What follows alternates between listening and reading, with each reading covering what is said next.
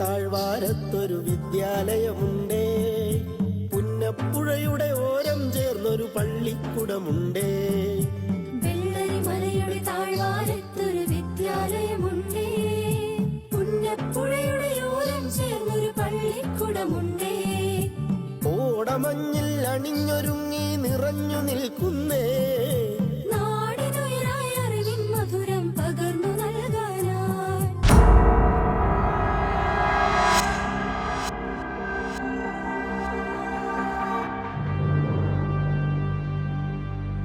കഴിഞ്ഞ ദിവസം വരെ പ്രകൃതി കാഴ്ചയുടെ വിരുന്നൊരുക്കിയ ഇടം ഇന്ന് ശ്മശാന ഭൂമിയാണ്.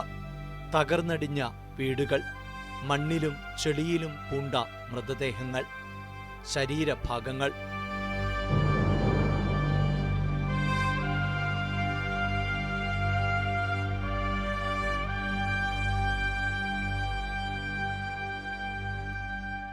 മല പൊട്ടിയടർന്നെത്തിയ കൂറ്റൻ പാറക്കല്ലുകളും കടപുഴകിയ മരങ്ങളും, മരണം വഹിച്ച് മലവെള്ളം ഒഴുകിയ വഴിയുടെ കാഴ്ച പോലും ഹൃദയം വിറങ്ങലിപ്പിക്കും.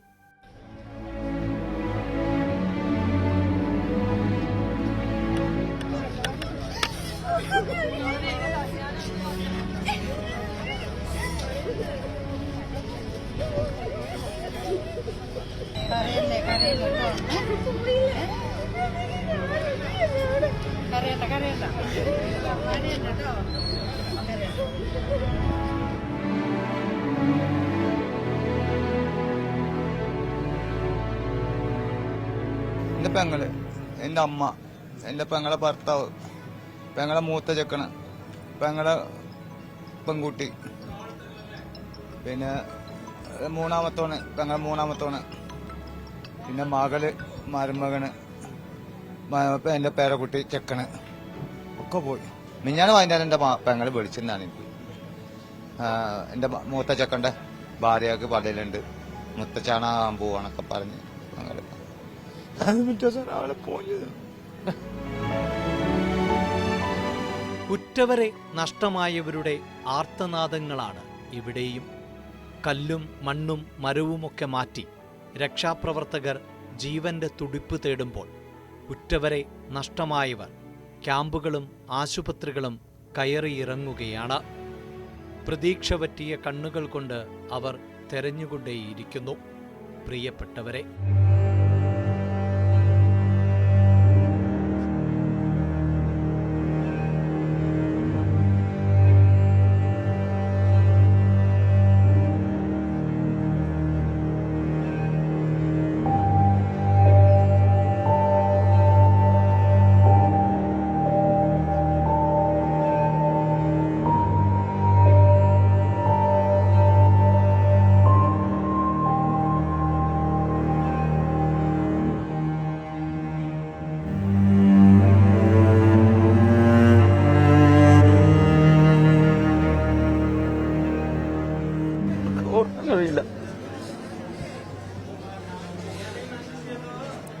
ഓർത്തെടുക്കാൻ കഴിയില്ല. പിഞ്ചു കുഞ്ഞുങ്ങളൊക്കെ മണ്ണിനടിയിൽപ്പെട്ടിട്ടേ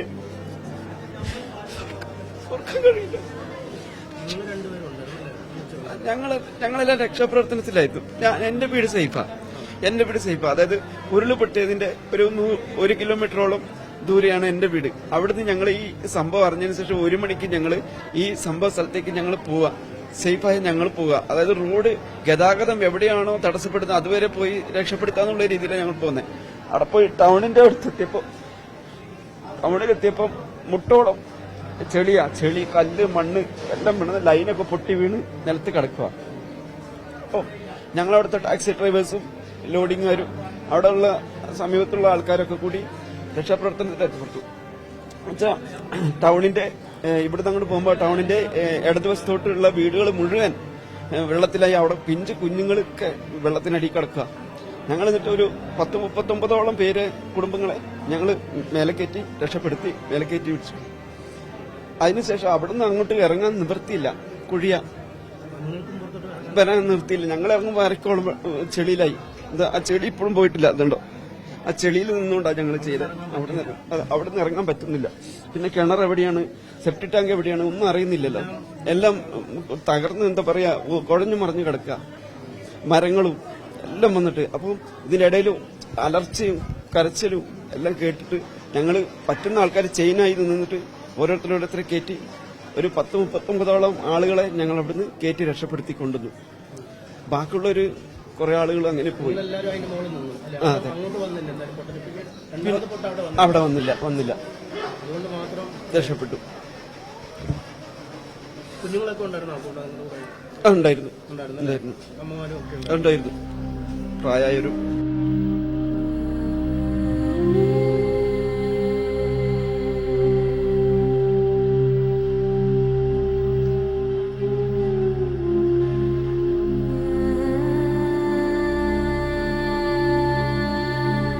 കലിതുള്ളിയ പ്രകൃതി പോലും ഘനീഭവിച്ചു നിൽക്കുന്നു. നിശ്ചലമായ കുഞ്ഞു ശരീരങ്ങൾ വാരിയെടുക്കുമ്പോൾ വിങ്ങിപ്പൊട്ടാതെ പിടിച്ചു നിൽക്കുകയാണ് രക്ഷാദൂതന്മാർ. ഉറക്കത്തിനിടെ ഒന്ന് നിലവിളിക്കാൻ പോലുമാകാതെ മരണത്തിന്റെ കൈപിടിച്ചവർ എത്രയോ. പാതിയറ്റ പല ശരീരങ്ങളും വ്യക്തമാക്കുന്നുണ്ട് മുണ്ടക്കൈയും ചൂരൽമലയും നേരിട്ട മഹാദുരന്തത്തിന്റെ കാഠിന്യം.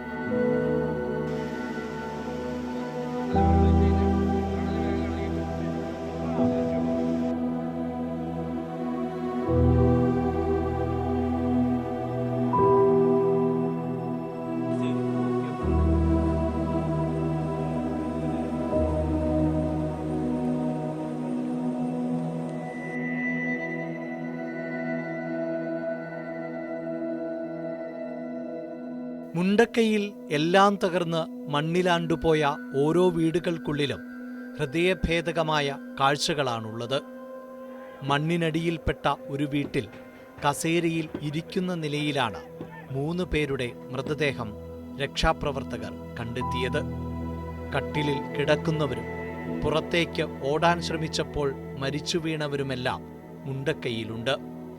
ജീവൻ പിടയുമ്പോഴും രക്ഷയ്ക്കായി ഉഴറിയതിന്റെ നിസ്സഹായത മുഴുവൻ ആ മൃതദേഹങ്ങളുടെ കണ്ണുകളിലുണ്ട്.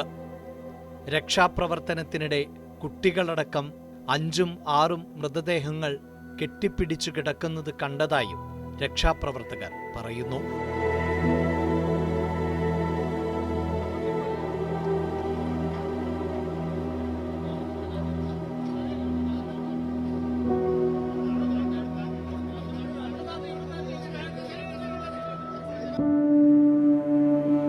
പല പ്രദേശങ്ങളും ഒലിച്ചുപോയതിനാൽ രക്ഷാദൗത്യം അതീവ ദുഷ്കരം.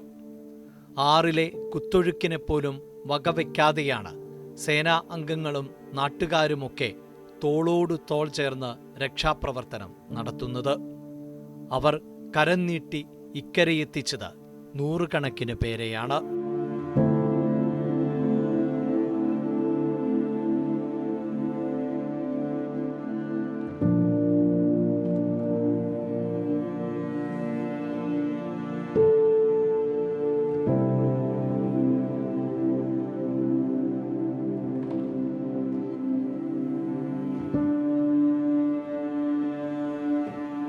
അട്ടമലയിൽ കുടുങ്ങിയ 100-ലധികം പേരെയും രക്ഷപ്പെടുത്തി ക്യാമ്പുകളിലേക്ക് മാറ്റി.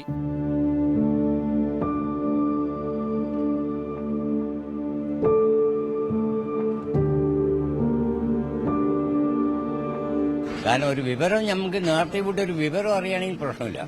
വീടിന്റെ കാര്യമല്ല, വീടിപ്പോ പോയാലും പിന്നെയും ഉണ്ടാക്കും, മനുഷ്യൻ പോയാലും. ഇപ്പൊ എന്താ ഈ സ്ഥിതി? അത് ഉദ്ദേശിക്കണം. കാരണം ഇത് പാലങ്കടക്കുളം നാരായണ പറയുന്ന ഭരണഘടനയപ്പോ പഞ്ചായത്ത്, അന്ന് പഞ്ചായത്തിൽ തന്നെ ആരെങ്കിലും ഒരാൾ പോയിരും. ഇപ്പൊ അറിയും മുണ്ടക്കൈ അങ്ങനെയല്ലേ സംഭവിച്ചത്. എല്ലാരും മാറ്റുകയാണെങ്കിൽ സുഖമായിരുന്നു. നിങ്ങളൊക്കെ സ്വയം മാറിയോണ്ട് മാത്രം മേപ്പാടി വന്നിട്ട് ക്യാമ്പിൽ നിൽക്കുന്നുണ്ട്. അട്ടമല ഞങ്ങൾ രാത്രി വന്നിരുന്നു. രാത്രി 2 മണി ടൈമിൽ വന്നിരുന്നത് ഒരു ബോഡി എടുക്കാൻ നേരത്തെ ഒരു പൊട്ട് കേട്ട് വെള്ളമില്ല, ഇങ്ങനെ ഒന്നായിട്ട് ഒരു തിരമാല വരുമ്പോലെ വന്ന സമയത്ത് എല്ലാവരും ഓടി. ആ ബോഡി എടുക്കാൻ പറ്റും. പിറ്റേ ദിവസം രാവിലെ ഇവരെ കൂടി 5:30 മണിക്ക് വന്നിട്ടാണ് ഒരു ബോഡി കിട്ടി. പിന്നെ രാവിലെ ഞങ്ങൾ ഒരു 7 മണിക്ക് രണ്ടാമത്തെ പൊട്ടലായിരുന്നു ആദ്യത്തെ പൊട്ടലിന്റെ രണ്ടാമത്തെ പൊട്ടലാണ് ഉണ്ടായത്. പിന്നെ മൂന്നാമത്തെ പൊട്ടി 1:45. മൂന്നാമത്തെ പൊട്ട മൊത്തം നേർന്നു പോയി. അത് പിന്നെ ഞങ്ങൾക്ക് 5 ബോഡി ഞങ്ങൾക്ക് തന്നെ കിട്ടി. ഈ 13 വാരം എന്ന് പറഞ്ഞ സ്ഥലമുണ്ട്, അവിടെ 5 ബോഡി കിട്ടിയിട്ടുണ്ട്. മൊത്തത്തിൽ തന്നെ പ്രശ്നം തന്നെയാണ്. ഞങ്ങൾ അട്ടമലൊക്കെ സേഫാണ്, അവിടെ പ്രശ്നങ്ങളൊന്നും അവിടെ മാത്രമേ ഉള്ളൂ സേഫായില്ല. ബന്ധമല്ലാതായി പാലം പൊട്ടിയോണ്ട് നമ്മൾ അങ്ങോട്ട് കടന്നു പോകാനുള്ള ഒരു ബന്ധങ്ങളില്ല, പിന്നെ കറണ്ടില്ല, ഒന്നും ഇല്ലാത്തതുകൊണ്ട് വലിയ പ്രശ്നങ്ങളാണ്.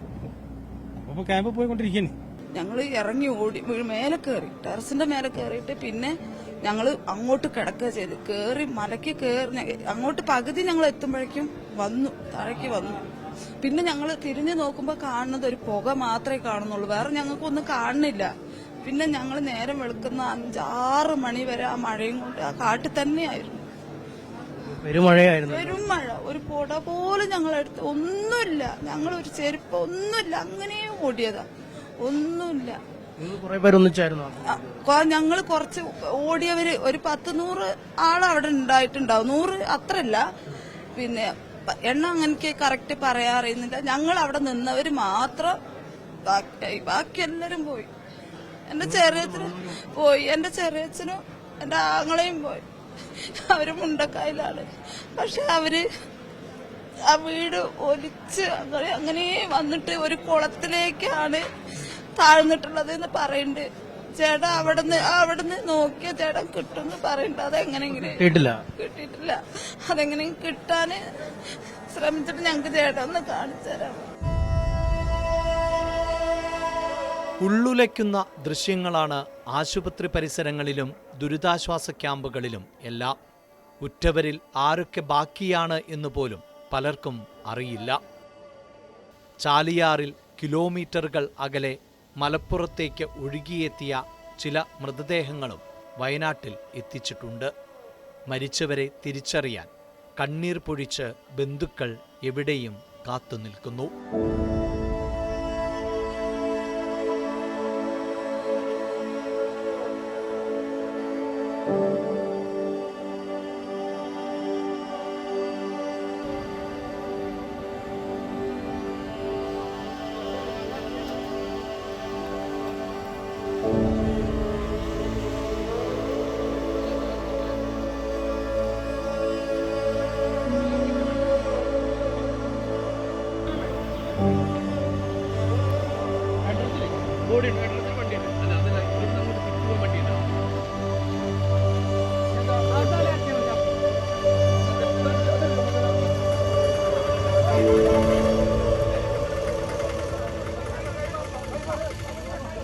മുണ്ടക്കയിൽ പൂർണ്ണമായും തകർന്ന വീടുകൾക്കടിയിലായിരുന്നു പല മൃതദേഹങ്ങളും. കോൺക്രീറ്റ് പാളികൾ മുറിച്ചു മാറ്റിയാണ് ചിലതൊക്കെ പുറത്തെടുത്തത്.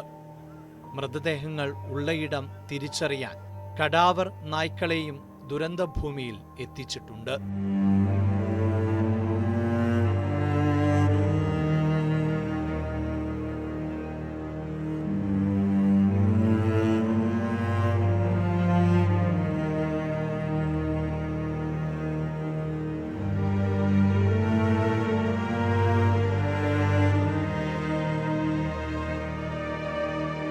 തിരിച്ചറിയുന്ന മൃതദേഹങ്ങളുടെ സംസ്കാരവും ഇവിടെ നടക്കുന്നു. ജീവിതത്തിന്റെ എല്ലാ പ്രതീക്ഷകളും ബാക്കിവെച്ച് പാതിയിൽ പൊലിഞ്ഞവർക്ക് ദുരന്തഭൂമിയിൽ തന്നെ അന്ത്യവിശ്രമം.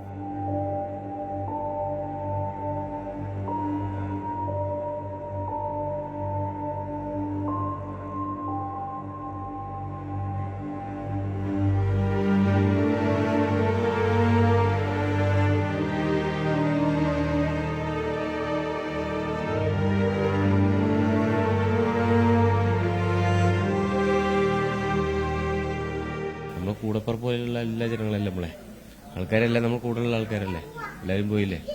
ഇപ്പൊ കുടുംബാംഗങ്ങളൊക്കെ ഈ ക്യാമ്പിൽ സേഫ് ആണോ? എല്ലാവരും കുടുംബങ്ങൾ മാത്രമേ നമുക്ക് ബാക്കിയുള്ളൂ, വേറെ ആരുമില്ല, ഒന്നുമില്ല, എല്ലാം അവർ മാത്രമേ ഉള്ളൂ. ഉറ്റവരുടെ ഇവരൊക്കെ പോയൊരു സങ്കടം മാത്രം. ഞങ്ങൾ നാടും പോയി.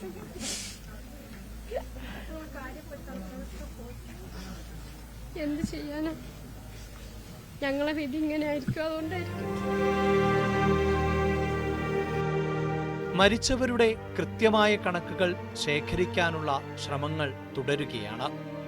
റേഷൻ കാർഡുകളും തോട്ടം തൊഴിലാളികളുടെ രജിസ്റ്റർ ബുക്കുമൊക്കെ പരിശോധിച്ചാണ് ഇതിനുള്ള ശ്രമങ്ങൾ തുടരുന്നത്. നമുക്ക് നമ്മളോട് തന്നെയുള്ള സ്നേഹം കൊണ്ടാകും ഇത്ര വരില്ല എന്ന് ഓരോ ഘട്ടത്തിലും നമ്മൾ പ്രതീക്ഷിക്കും. പക്ഷെ പല ഘട്ടത്തിലും കണക്കുകൾ മറികടന്ന് പോവുകയാണെന്നുള്ള പ്രയാസമുണ്ട്. ഇനി നമ്മുടെ മുമ്പിലെ പ്രധാനപ്പെട്ട ദൗത്യം യഥാർത്ഥത്തിൽ എത്ര പേർ മിസ്സിംഗ് ഉണ്ട് എന്നുള്ളത് കണ്ടെത്തുക എന്നുള്ളതാണ്. മിസ്സിങ്ങിന്റെ കണക്കുകൾ പലപ്പോഴും കൃത്യമല്ല. കാരണം കണ്ടവരിൽ പരാതി പറഞ്ഞവരിൽ ചിലർ തിരിച്ചു വന്നിട്ട് കാണും, ചിലർ മരിച്ചിട്ടുണ്ടാകും, ചിലർ ആശുപത്രിയിൽ പോയിട്ടുണ്ടാകും, ചിലർ ബന്ധുവീടുകളിൽ അഭയം തേടിയിട്ടുണ്ടാകും, ചിലപ്പോൾ അറിഞ്ഞിട്ട് നമുക്ക് വിവരം കിട്ടാത്തതുണ്ടാകും. ഇതുകൂടി വെച്ചുകൊണ്ട് റേഷൻ കാർഡ് ഉൾപ്പെടെ എടുത്ത് അതിലുള്ള അംഗങ്ങളെ വെച്ചുകൊണ്ടുള്ള ഒരു സമഗ്രമായ പരിശോധനയ്ക്ക് ഇപ്പോൾ തുടക്കം കുറിച്ചിട്ടുണ്ട്. അതുകൂടി വെച്ചുകൊണ്ട് നാളത്തെ ബഹുമാനപ്പെട്ട മുഖ്യമന്ത്രിയുടെ നേതൃത്വത്തിലുള്ള ഔദ്യോഗിക യോഗവും സർവകക്ഷി യോഗവും നമുക്ക് ആ കാര്യത്തിൽ ഗുണകരമായ വിധത്തിൽ മുന്നോട്ട് പോകാൻ അവസരമുണ്ടാക്കും എന്നാണ് നമ്മൾ കരുതുന്നത്. എല്ലാവരുടെയും സഹായം നമുക്ക് ലഭ്യമാകുന്ന ഒരു ഘട്ടമാണ്. അകമഴിഞ്ഞ സഹായം രാഷ്ട്രീയത്തിനതീതമായി എല്ലാവരും ചേർന്ന് നൽകുന്നുണ്ട്. മലയാളിയുടെ സ്നേഹം പ്രകടമാണ്. എന്താണ് അന്ന് രാത്രിയിൽ സംഭവിച്ചത്? എത്ര തീവ്രമാണ് ഇന്നാട്ടുകാർ അനുഭവിക്കുന്ന ദുഃഖം? നടുക്കത്തോടെയല്ലാതെ ഇവർക്ക് ആ നിമിഷങ്ങൾ ഓർക്കാൻ വയ്യ. 12:30 നല്ല മഴ പെയ്യുന്നുണ്ട്. 12:30 നല്ല മഴ പെയ്യുമ്പോൾ ഞങ്ങൾ വെളിച്ചമൊന്നുമില്ല, ടോർച്ചിട്ട് ഞാൻ വാതിൽ തുറന്ന് ഇങ്ങനെ നോക്കുകയാണ്. നോക്കിയിട്ട് അടുത്തുള്ളവരെയൊക്കെ ഞാൻ വിളിച്ചു പറഞ്ഞു, പുഴയിൽ നല്ല വെള്ളം വരുന്നുണ്ട്, ശ്രദ്ധിക്കുക പറഞ്ഞിട്ട്. അപ്പൊ പുഴയുടെ അപ്പുറത്തുള്ളവരൊക്കെ കുറെ മാറിയിരിക്കുന്നു. എന്നിട്ട് കുറച്ച് ഒരു മണിയാകുമ്പോ ഭയങ്കര മഴ പറഞ്ഞാൽ നിൽക്കാത്ത മഴ. പിന്നെ ഒരു 1:45 ആകുമ്പോൾ ചെറിയ സൗണ്ട് കേൾക്കുന്നുണ്ട്. കാരണം ഈ വണ്ടികളൊക്കെ പോണ പോലെയൊക്കെ സൗണ്ട്. പിന്നെ അത് കഴിഞ്ഞിട്ട് ഒരു 1:45 ആകുമ്പല്ലേ കടകടാന്ന് പോകുന്ന സൗണ്ടും ചളീന്റെ മണവും. അപ്പൊ ഞങ്ങൾ പാടി ലൈൻസിൽ താമസിക്കുന്നത്. അടുത്തുള്ളവരൊക്കെ കൂടി ഞങ്ങൾ ചായക്കാരൻ്റെ ഉള്ളിൽ കൂടെ ഓടി അപ്പുറത്തേക്ക് പോയി രക്ഷപ്പെട്ടതാണ്. ഞാൻ മൂത്രയ്ക്കടിച്ച് പോയി ഇരുന്നാണ്. അപ്പം മഴ 84 മഴ പെയ്തിട്ടുണ്ട്. അതേ മഴയായിരുന്നു പെയ്തിട്ടുണ്ടായത്. അപ്പം ആ മഴ പെയ്ത് കണ്ടപ്പോൾ ഞാൻ എണീറ്റ് ഇരിക്കുകയായിരുന്നു. പിന്നെ ഇരുന്ന് ഒരു 1:30 ആയപ്പോൾ ഞാൻ ഒന്നും കൂടി എനിക്ക് സംശയം തോന്നി പുറത്തേക്കൊക്കെ ഒന്ന് ടോർച്ചെടുത്ത് നോക്കി വാതിലടച്ചില്ല. അപ്പോഴേക്കും പടപടേനെ ഒച്ചയിട്ട് നോക്കുമ്പോൾ ഞാൻ അകത്തേക്ക് വെള്ളം കയറിയാലും ഞാൻ പുറത്തേക്ക് ചാടിയതുകൊണ്ട് ഞാൻ ബാക്കിയായി. എൻ്റെ മോനാണത്. അവൻ വണ്ടിയിൽ തന്നെ കിടക്കായിരുന്നു. അവനെ വിളിച്ചിട്ടൊന്നും അവനെ എണീച്ചില്ല. ഞാൻ പിന്നെ മണ്ണൊക്കെ ഒലിച്ചു പോകുമായിരുന്നു. ഞാൻ അവിടെ വീണ്. പിന്നെ അങ്ങനെ ചേച്ചിൻ്റെ മോനാണിത്. അവരെ വീട്ടിൽ കൂടി അപ്പോഴും വീണു. ഇതുവരെ വെള്ളത്തിൽ മുങ്ങി ഞാൻ വീണ് എണീച്ച് പോയതാണ്. അങ്ങനെ ഞാൻ ബാക്കിയതാണ്. മരണത്തെ മുഖാമുഖം കണ്ടിട്ട് ബാക്കിയത്. ഇനി ഞങ്ങൾക്ക് മുണ്ടക്കയിൽ ജീവിക്കാൻ യാതൊരു മാർഗവുമില്ല. ഇങ്ങനെ അയക്കുന്നു മുണ്ടക്കൈ. തോളോട് കൈയിട്ട് തലേദിവസം തന്നെ തോളോട് കൈയിട്ടെന്ന് ഒറ്റയെണ്ണമില്ല. ഇപ്പം ഞങ്ങൾക്ക് മാനസികമായിട്ട് എല്ലാവരും തകർന്നു നിൽക്കുന്ന ഒരു അവസരമാണ്. ഇന്നലെ വരെ ഞങ്ങൾ തോളോട് കൈയിട്ട് നിന്ന ഒരാളും ഞങ്ങളുടെ കൂട്ടത്തിലില്ല. കുറഞ്ഞ ആൾക്കാർ മാത്രമേ രക്ഷപ്പെട്ടിട്ടുള്ളൂ. ആ രക്ഷപ്പെട്ടവർക്ക് മാനസികമായിട്ട് പറ്റ ഡേഞ്ചറായിട്ട് അവർക്ക് ആരും കിടന്ന് ഉറക്കമോ ഒന്നുമില്ല. സുഹൃത്തുക്കളെ മുഖത്ത് കണ്ടുകൊണ്ട് നിൽക്കുകയെന്നല്ലാതെ ഓരോ ബോഡി എടുക്കുമ്പോഴും ഞങ്ങളുടെ മനസ്സിന്റെ ചഞ്ചലിപ്പ് ആർക്കും പറഞ്ഞറിയിക്കാൻ കഴിയില്ല. കാരണം എൻ്റെ ബന്ധുക്കളും എൻ്റെ മറ്റുള്ളവരും ഒക്കെ പോയി എന്നുള്ള അച്ഛനും അമ്മയും നഷ്ടപ്പെട്ട് സഹോദരങ്ങളും നഷ്ടപ്പെട്ട് ഏകനായി മാറി നിൽക്കുന്ന ഒരുപാട് വ്യക്തികൾ നമ്മുടെ കൂട്ടത്തിലുണ്ട്. അവരെ സമാധാനിപ്പിക്കാൻ നമുക്ക് ആർക്കും കഴിയില്ല. എന്ത് ചെയ്യണമെന്ന് ഞങ്ങൾക്ക് ആർക്കും ഒരു പിടിയില്ല. ഒന്നും എവിടെ എത്തണമെന്നും ഞങ്ങൾക്ക് അറിയേയില്ല. അതാണ് ഞങ്ങളുടെ സ്ഥിതി.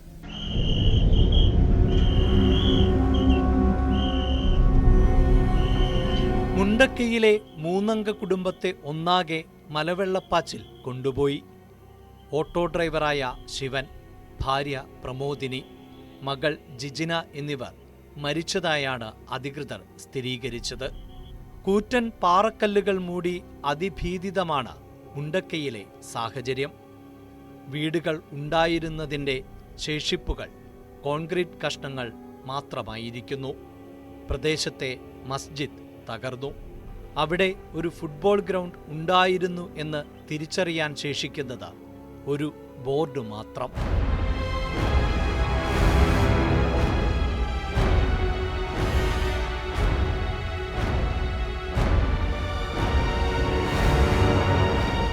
ഉരുൾപൊട്ടലിൽ ചൂരൽമല എന്ന ചെറുപട്ടണത്തോട് ചേർന്നൊഴുകിയ പുഴ ഗതിമാറിയതോടെയാണ് ഒരു ഗ്രാമം ഒന്നാകെ തുടച്ചു നീക്കപ്പെട്ടത്. ചൂരൽമല ക്ഷേത്രത്തിന്റെ തറ മാത്രമാണ് അവശേഷിക്കുന്നത്. Vellarmala government vocational higher secondary സ്കൂളിന്റെ ഒരു ഭാഗവും വ്യാപാര സ്ഥാപനങ്ങളും ഗതിമാറി ഒഴുകിയ പുഴ തകർത്തു. അതേസമയം ഇവിടെ പുതിയ സ്കൂൾ കെട്ടിടം ഇല്ലായിരുന്നുവെങ്കിൽ ആർത്തലച്ചെത്തിയ ഉരുൾപൊട്ടലിൽ ചൂരൽമല ടൗൺ പൂർണ്ണമായും തുടച്ചു നീക്കപ്പെടുമായിരുന്നു. വയനാട് ജില്ലാ പഞ്ചായത്ത് 2 വർഷം മുമ്പ് നിർമ്മിച്ച ഇരുനില കെട്ടിടം മലവെള്ളപ്പാച്ചിലിനെ അതിജീവിച്ചു നിൽക്കുന്നു. കെട്ടിടം സംരക്ഷണം തീർത്തത് പിന്നിൽ സ്ഥിതി ചെയ്യുന്ന വീടുകൾക്കും അവിടെ കഴിച്ചുകൂട്ടിയ മനുഷ്യർക്കുമാണ്. താഴത്തെ നില പൂർണ്ണമായും മണ്ണും ചെളിയും കൊണ്ട് നിറഞ്ഞുവെങ്കിലും ഒഴുകിവന്ന വൻമരങ്ങളെ തടഞ്ഞു നിർത്താൻ സ്കൂൾ കെട്ടിടത്തിന് സാധിച്ചു.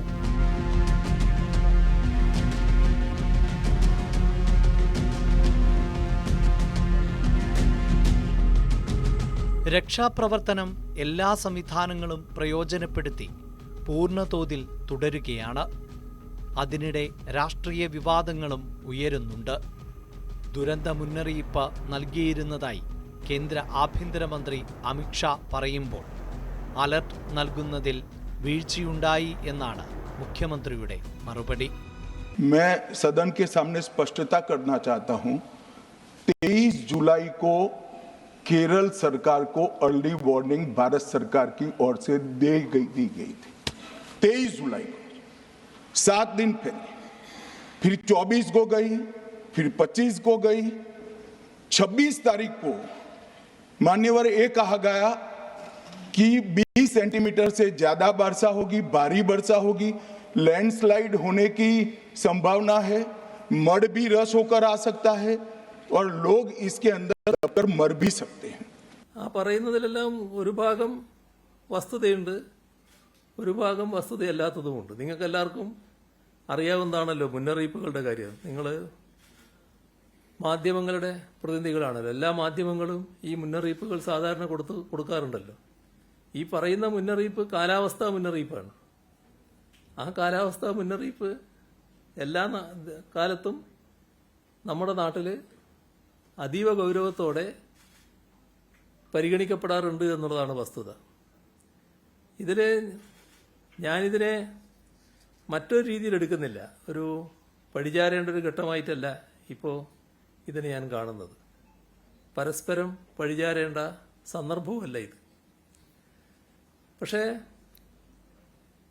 കേന്ദ്ര ആഭ്യന്തരമന്ത്രി ഇങ്ങനെയൊരു മുന്നറിയിപ്പ് നൽകിയിരുന്നു. എന്നിട്ട് കേരളം എന്താണ് ചെയ്തത് എന്നൊരു ചോദ്യമാണ് ചോദിച്ചിട്ടുള്ളത്. ജിയോളജിക്കൽ സർവേ ഓഫ് ഇന്ത്യ വയനാട്ടിൽ ലാൻഡ് സ്ലൈഡ് വാർണിംഗ് സിസ്റ്റത്തിനായി ഒരു സംവിധാനം സ്ഥാപിച്ചിട്ടുണ്ട്. ഈ സ്ഥാപനം കേന്ദ്ര സർക്കാരിന്റെ ഉടമസ്ഥയിലുള്ളതാണ്. ജൂലൈ 23 മുതൽ 28 വരെ ഓരോ ദിവസവും കേന്ദ്ര കാലാവസ്ഥാ വകുപ്പ് കേരളത്തിന് നൽകിയ മഴ മുന്നറിയിപ്പ് പരിശോധിച്ചാൽ അതിലൊരു ദിവസം പോലെ അതിശക്തമായ മഴ സാധ്യതയായ ഓറഞ്ച് അലർട്ട് പോലും നൽകിയിട്ടില്ല. ഇതാണ് വസ്തുത. അപ്പോൾ കാലാവസ്ഥാ വ്യതിയാനത്തിന്റെ ഭാഗമായി വരുന്ന മാറ്റങ്ങൾ, ആ മാറ്റങ്ങൾ പൂർണ്ണമായി ഉൾക്കൊള്ളാനും അതിനെ പ്രതിരോധിക്കാനുമുള്ള നടപടികളിലേക്ക് നമ്മൾ കടക്കണ്ടേ? ഇങ്ങനെ ചില പ്രശ്നങ്ങൾ ഉണ്ടാകുമ്പോൾ ആരെയെങ്കിലും പടലിക്കിട്ട് അതിന്റെ ഉത്തരവാദിത്വം ഞങ്ങൾക്കല്ല എന്ന് പറഞ്ഞ് ഒഴിഞ്ഞു മാറിയത് കൊണ്ട് കാര്യങ്ങളിൽ നിന്ന് രക്ഷപ്പെടാൻ കഴിയുമോ? ഇതാണിതിൽ നമ്മൾ ആലോചിക്കേണ്ട കാര്യം. കേന്ദ്ര ഗവൺമെന്റും ഗൗരവമായി ആലോചിക്കേണ്ടതാണ്. കാലാവസ്ഥാ വ്യതിയാനത്തിന്റെ ഭാഗമായി വന്നുകൊണ്ടിരിക്കുന്ന ദുരന്തങ്ങൾ അത് പ്രതിരോധിക്കുന്നതിനാവശ്യമായ ഫലപ്രദമായ നടപടികളിലേക്കാണ് കടക്കുന്നത്. മേപ്പാടി ഗ്രാമപഞ്ചായത്തിൽ രജിസ്റ്റർ ചെയ്ത കണക്കനുസരിച്ച് 540 വീടുകളാണ് മുണ്ടക്കയിൽ മാത്രം ഉണ്ടായിരുന്നത്. അതിൽ 25ഓളം വീടുകൾ മാത്രമാണ് ഇനി ബാക്കിയുള്ളത്. 6 ലയങ്ങൾ പൂർണ്ണമായും ഇല്ലാതായി. നഷ്ടങ്ങളുടെ കണക്കെടുപ്പ് തുടരുമ്പോഴും ഒരിക്കലും നികത്താനാകാത്ത നഷ്ടം നേരിട്ടവരാണ് ഇവിടെ ഏറെയും. ഒരു രാത്രി ഇരുട്ടി വെളുത്തപ്പോൾ ഉറ്റവരും ഉടയവരും നഷ്ടപ്പെട്ടതിൻ്റെ വേദനയും ഞെട്ടലും മാറാതെ ക്യാമ്പുകളിൽ കഴിയുകയാണ് രക്ഷപ്പെട്ടവർ. ഒരായുസിലെ സമ്പാദ്യം മുഴുവൻ നഷ്ടപ്പെട്ട അവർക്ക് മുന്നിൽ ജീവിതം ഒരു ചോദ്യചിഹ്നമായിരിക്കുന്നു. കരുതലിൻ്റെയും ആശ്വാസത്തിൻ്റെയും നന്മയുടെയും കരങ്ങളാൽ നമുക്ക് ചേർത്തു പിടിക്കാം, അവരെ